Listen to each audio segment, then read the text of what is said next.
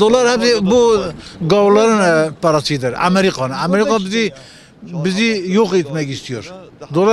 Biz dolar istemiyoruz.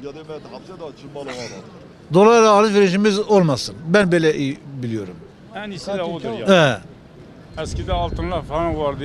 Vallahi Amerika'nın doları Yani biz aslında gidiyor bağlıyor, ondan sonra bizim paramız düşüyor. Zaten bir kriz olacak. mesela Peygamber Dolar Efendimiz'in istemiyoruz biz. zamanında da altınla biz alışveriş falan yapıyorduk ya o zaman. Bence en güzeli olması lazımdır. Yani bir dolar alıyorsun, bir iniyor, bir çıkıyor, halkımızın zararınadır. Bence de yani. Yani ben o halkın bileceği iştir ama ben bizim olmayan para bence biz kullanmamamız gerekiyor.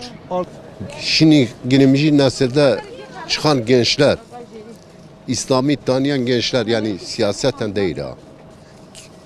Müslüman ülkelerde hiçbir Müslüman ülke kendi kendine hepsi hazıra alışmış. Yani bütün yiyeceği Avrupa'dan gelen arabasından tut yiyeceği içeceğine kadar hep hazırla İslam ülkesi geçindi bugüne kadar. Bugünden sonra hiçbir Arap ülkesi, hiçbir Müslüman ülke baş kaldırdı mı? Yok. Yani bunun bilmeyen bir çocuğa desen çocuk dahi gırgır geçer. Yani sen dolar bozması gücü o kadar yetiyor.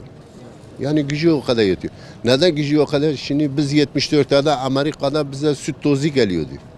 Peki Türkiye'de süt yok muydu? Benim de olsa ben bozarım.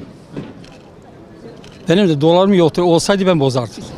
O siyasi bir şeydir, ben bilemiyorum yani, fakat herhalde iyidir o. Devlet daha iyi olması için, onlar için daha iyi.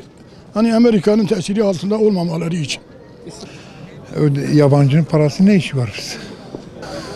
Yani doların boz, moralin boz.